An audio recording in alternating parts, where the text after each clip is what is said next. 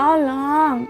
Ingin sekali ia berteriak pada para laki-laki penjual daging dan juga para wanita yang berada di sana. Tolong! Baru musim gugur yang lalu, ia dan Septimus berdiri di atas tanggul dengan balutan jubah yang sama. Saat itu, Septimus lebih memilih membaca secari kertas daripada mengobrol. Lucrezia mengambil kertas itu dari Septimus dan tertawa di hadapan lelaki tua yang sedang menatap mereka. Ia masih bisa menyembunyikan rasa malunya saat itu. Lucrezia harus mengajak Septimus pergi jalan-jalan ke beberapa taman. Sekarang kita akan menyeberang jalan, ujar Lucrezia. Lucrezia tak punya perasaan untuk suaminya. Septimus hanya mampu memberi tubuhnya yang berupa seonggok tulang kurus padanya. Lucrezia adalah wanita yang sangat naif, impulsif, dan baru berumur 24 tahun. Ia tak memiliki seorang teman pun di Inggris. Ia meninggalkan negara serta keluarganya demi mengikuti suaminya. Mobil dengan tirai yang tersingkap di jalan Piccadilly masih saja diamati meski sudah nyaris tak terlihat lagi. Kejadian itu masih membuat keributan dan kehebohan di kedua sisi jalan. Memunculkan rasa iba entah pada sang ratu, pangeran, atau perdana menteri yang terlibat dalam peristiwa itu. Tak ada yang tahu pasti tentang hal itu. Wajah korban yang misterius hanya mampu dilihat oleh 3 orang dalam waktu beberapa detik saja. Bahkan jenis kelamin sang korban pun masih terus diperdebatkan. Namun tak diragukan lagi bahwa yang duduk di dalam mobil itu ialah sosok orang terhormat. Sosok itu melintas, bersembunyi dan menuruni jalan Bond. Keberadaannya telah dihapuskan oleh sejengkal tangan rakyat biasa. Sosok orang yang misterius itu dibicarakan tanpa keagungan Inggris dan lambang negara abadi. Mengayak puing-puing reruntuhan waktu, ketika kota London hanyalah jalanan setapak yang ditumbuhi rerumputan, dan jalan-jalan setapak berumput itu menjadi trotoar sejak Rabu pagi ini. Namun yang ada di sana hanyalah tulang-tulang dengan beberapa cincin kawin yang berdebu dan tambalan emas pada gigi-gigi busuk yang tak terhitung jumlahnya. Wajah korban misterius di mobil itu akan segera diketahui. Mungkin saja itu sang ratu, pikir Nyonya Dalloway sembari keluar dari toko mulberry. Tangannya membawa bunga-bunga indah. Dan untuk beberapa saat ia menampakkan wajah penuh martabat tatkala berdiri di dekat toko bunga di bawah sinar matahari. Sementara mobil melaju dengan sangat pelan, tirainya disingkap. Sepertinya sang ratu mengunjungi beberapa rumah sakit dan bazar, pikir Clarissa. Tabrakan yang terjadi menghebohkan semua orang siang ini. Apakah entah itu kota Lords, Ascot, atau Hurlingham? Clarissa bertanya-tanya karena jalanan sedang diblokir. Orang-orang Inggris kelas menengah duduk menyamping di atas bus-bus dengan payung-payung yang terbuka. Bahkan ada yang menggunakan payung dengan hiasan bulu di hari yang sepanas ini. Sungguh sangat konyol menurutnya. Tapi ia heran mengapa tak ada seorang pun yang bisa memahami kekonyolan itu. Sang ratu sendiri pun pasti akan tertawa melihat payung bulu itu, pikirnya. Clarissa terhenti di suatu sisi di Jalan Brook. Tuan John Buckhurst, seorang hakim tua, berada di seberang jalan. Tuan John telah bertugas sebagai hakim dan menegakkan hukum selama bertahun-tahun. Ia sangat senang melihat para wanita yang berpakaian rapi. Polisi memberikan hormat pada sang sopir yang menunjukkan sesuatu kepadanya. Posisi sopir itu sedikit bersandar. Ia mengangkat lengannya, menyentakkan kepalanya, dan memindahkan bus ke samping sehingga mobil bisa lewat. Secara perlahan mobil-mobil itu mengambil jalannya. Clarissa sudah mengetahui suatu hal karena ia telah melihat sesuatu yang berwarna putih dan berbentuk bulat di tangan seorang pejalan kaki. Itu adalah sebuah cakram yang bertuliskan sebuah nama, entah sang ratu, pangeran dari Wales, atau perdana menteri. Dengan kekuatan kilaunya, cakram itu menyala. Hugh Whitebread dan semua rekannya, para pria Inggris, akan berpesta di istana Buckingham malam itu. Padahal Clarissa sendiri pun juga akan mengadakan pesta di rumahnya. Dan ada banyak orang yang diundangnya. Tubuhnya menjadi agak kaku, membayangkan ia akan berdiri di puncak tangga, menjadi nyonya rumah yang baik. Mobil itu telah pergi, tapi ia meninggalkan riak kecil yang mengalir melalui pertokoan sarung tangan, topi dan perlengkapan jahit di kedua sisi jalanan Bonn. Selama 30 detik saja seluruh kepala condong ke arah yang sama, menuju ke jendela. Mereka sibuk memilih sarung tangan. Haruskah sarung tangan itu sampai siku ataukah hingga bagian atas lengan? Apakah sebaiknya memilih yang berwarna kuning lemon atau abu-abu pucat? Para gadis tak henti-hentinya melontarkan pertanyaan-pertanyaan itu. Tiba-tiba saja terjadi sebuah insiden kecil. Hal itu membuat orang-orang di toko topi dan peralatan jahit saling menatap dan berpikir tentang kerajaan mereka. Di sebuah bar yang terletak di belakang jalan, seorang pria Inggris menghina House of Windsor, rumah kerajaan, yang menyebabkan terjadinya perselisihan dengan orang lain. Gelas-gelas bir pecah. Kericuhan itu menggema melewati jalanan, terdengar di telinga para gadis yang sedang membeli pakaian dalam berbahan linen yang diikat dengan pita berwarna putih murni untuk pernikahan mereka. Setelah melintasi jalan Piccadilly, mobil tersebut lantas berhenti di jalan St. James. Terlihat para pria bertubuh jangkung, berperawakan tegap, berpakaian rapi dengan jas berekor mereka, dan rambut disisir ke belakang. Karena terlihat mirip, mereka sangat sulit dibedakan. Mereka berdiri di dekat jendela busur di Jalan Brook. Tangan mereka diletakkan di belakang ekor jas mereka. Mereka semua sedang memandang keluar untuk melihat sosok terhormat itu lewat. Cahaya pudar yang merefleksikan sosok abadi menimpa mereka seperti apa yang telah menimpa Clarissa Dalloway. Seketika itu juga mereka berdiri lebih tegak, melepaskan genggaman tangan mereka dan tampak siap untuk menemui tuan mereka. Patung-patung putih dan meja-meja kecil yang ditutup salinan majalah Tatler menunjukkan rumah khas bangsawan Inggris. Sjold Mole Pratt berharap anak laki-laki kesayangannya tetap baik-baik saja. Yang dimaksudnya tentu saja Pangeran Wales. Ia melempar seikat bunga mawar di atas jalan St. James. Itu dilakukannya karena sifat acuh tak acuhnya dan juga sebagai penghinaan terhadap kemiskinan yang mengecilkan kesetiaannya. Para penjaga jalan St. James memberi hormat dan para pengawal yang menjaga Ratu Alexandra membalas hormat mereka. Kerumunan kecil telah berkumpul di gerbang istana Buckingham. Dengan lesu namun percaya diri, semua orang miskin menunggu. Mereka memandangi istana yang megah itu dengan bendera kerajaan yang berkibar. Saat berada di Victoria, Clarissa mengagumi air jernihnya yang mengalir dan bunga-bunga geraniumnya. Ia bisa naik mobil dan berjalan-jalan dari satu toko ke toko lainnya.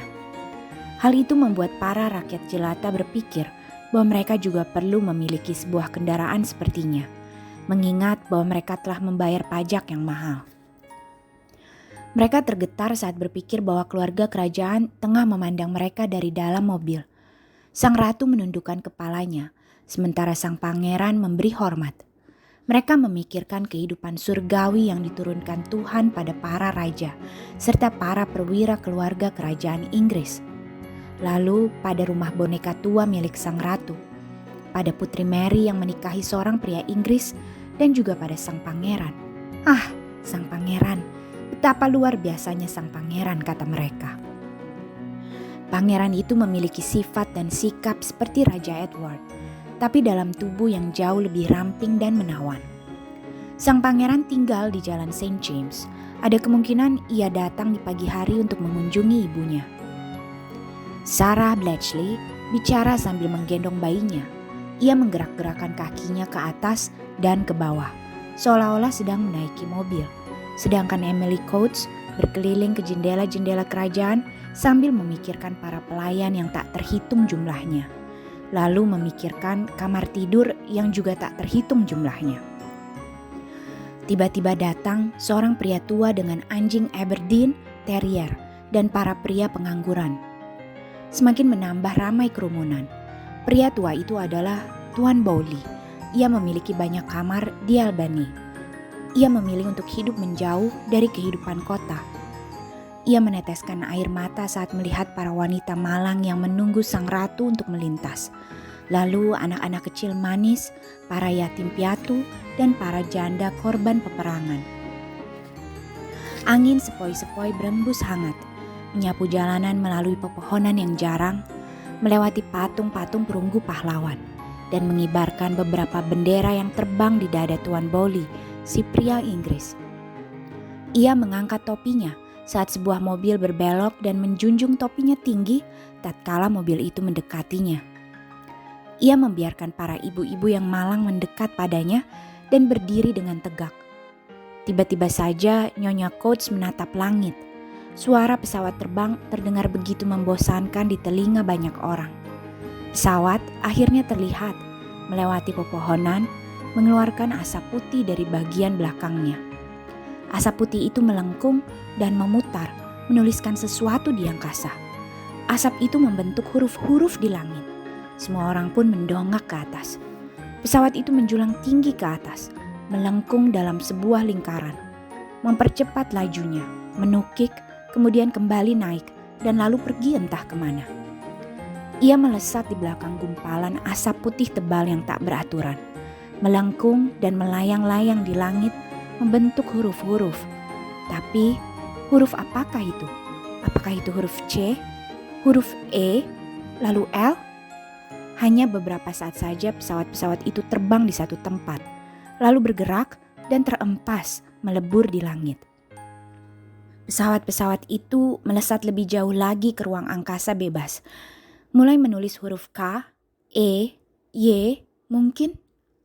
Glakso, tutur Nyonya Coates dengan suaranya yang tegang, karena terkejut tatkala ia mendongak melihat pemandangan di atasnya. Bayinya yang berbaring kaku pucat di lengannya juga menatap lurus ke atas. Krimo, gumam Nyonya Bletchley layaknya orang yang tidur sambil berjalan. Dengan topi terangkat sempurna di tangannya, Tuan Bowley menatap lurus ke atas. Semua orang berdiri dan memandang langit.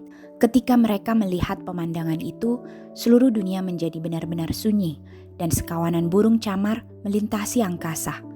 Burung camar paling depan memimpin, diikuti oleh burung camar lain. Dalam keheningan dan kedamaian yang luar biasa ini, dalam kepucatan dan kemurnian ini, lonceng berbunyi 11 kali. Lantas, bunyi lonceng itu memudar di antara burung-burung camar. Pesawat terbang itu kembali, memacu kecepatannya dan menukik persis dengan cepat dan bebasnya, layaknya peseluncur. Itu adalah huruf E, ujar Nyonya Bletchley.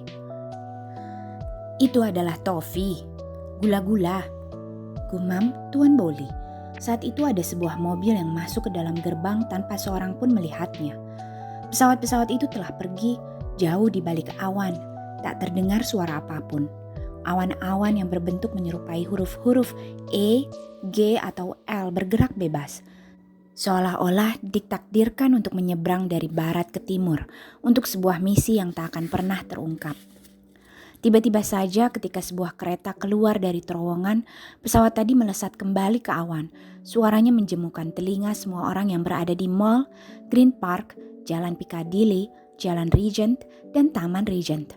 Segumpal asap melengkung ke belakang, melayang ke udara, menuliskan satu persatu huruf, tapi kata apa yang sedang ditulisnya? Lucrezia Warren Smith yang duduk di samping suaminya di atas kursi di Taman Regent mendongak. "Lihat, lihat Septimus!" dia berteriak. Hal ini dikarenakan Dr. Holmes menyuruhnya untuk membuat suaminya itu yang tak memiliki masalah serius pada dirinya tapi hanya sedikit aneh saja, menaruh minat pada hal-hal semacam itu. Jadi, pikir Septimus, sembari mendongak ke atas, mereka memberi sinyal kepadaku. Bukan kata yang benar-benar bermakna karena Septimus belum mampu membaca dengan baik. Meski begitu, gumpalan awan yang membentuk tulisan di angkasa itu cukup jelas baginya. Keindahan ini adalah keindahan yang sempurna. Air mata memenuhi matanya tatkala ia menatap tulisan yang terbentuk dari asap yang memudar dan meleleh di angkasa. Memberinya kebahagiaan dalam keindahan yang tak mampu dibayangkan. Air mata berlinang membasahi pipinya. "Itu adalah tulisan tofi," Mereka sedang mempromosikan toffee, kata pelayan Rezia. Bersama-sama mereka mulai mengeja TOFKR, kata orang itu lagi. Septimus mendengar orang itu mengatakannya dekat sekali dengan telinganya. Begitu dalam dan halus suara itu. Layaknya sebuah alat musik besar nan lembut, tapi dengan suaranya yang sedikit agak kasar. Dengan bahagianya, Rezia meletakkan tangannya yang luar biasa berat di atas lutut Septimus yang kurus, membuatnya terbebani. Septimus terpaku pada pepohonan elm yang bergerak naik turun dengan daunnya yang warnanya menipis dan menebal dari biru ke hijau, layaknya gulungan ombak pasang. Hal itu akan membuat Septimus gila, tapi ia tak akan jadi gila. Ia hanya akan menutup matanya dan tak ingin melihat lagi. Namun mereka memberi isyarat pada Septimus bahwa daun-daun itu hidup dan pohon-pohon itu juga masih hidup. Dedaunan yang dihubungkan oleh berjuta jaringan dalam tubuhnya itu berada di atas kursi, berhembus ke atas dan ke bawah. Tatkala suatu cabang pohon meregang, Septimus pun ikut meregang. Burung pipit yang terbang naik dan lantas terjun ke air mancur bergerigi merupakan bagian dari sebuah pola, putih dan biru, ditandai dengan cabang-cabang hitam. Suara-suara membuat harmoni, ruang di antara mereka sama pentingnya dengan suara-suara itu. "Septimus!" ujar Rezia. Septimus berjalan dengan garangnya. Orang-orang pasti menyadarinya. "Aku akan berjalan-jalan ke air mancur, lalu kembali," kata Rezia. Rezia sudah tak tahan lagi. Dr. Holmes mungkin mengatakan bahwa Septimus baik-baik saja, tapi tentu bagi Rezia hidupnya akan lebih baik lagi bila Septimus sudah tiada. Dengan demikian, ia tak perlu lagi duduk di sampingnya dan memandang tatapan anehnya. Lagi pula, Septimus juga tak pernah mau memandangnya, membuat hidupnya jadi semakin terasa menyebalkan. Langit, pohon, anak-anak yang bermain menyeret gerobak, dan meniup peluit yang lantas jatuh tampak begitu mengerikan. Septimus tak akan mengakhiri hidupnya, pikir Rezia. Yang membuat Rezia sangat terbebani adalah fakta bahwa ia tak bisa memberitahu siapapun tentang hal itu. Septimus telah bekerja terlalu keras, hanya itu yang bisa dikatakannya kepada ibunya. Mencintai seseorang membuat seseorang merasa kesepian, pikirnya. Ia tak bisa mengatakan hal itu kepada siapapun, bahkan pada Septimus sendiri untuk saat ini. Ia melihat ke belakang. Septimus duduk sendirian dengan mantel lusuh di kursi, membungkuk dan menatap sesuatu. Pria yang ingin mengakhiri hidupnya adalah pria pengecut, tapi Septimus telah berjuang. Rezia mengenakan kerah rendahnya dan topi barunya, tapi Septimus sama sekali tidak memerhatikannya. Ia merasa bahagia tanpa ada Rezia, padahal yang sebaliknya justru terjadi pada Rezia.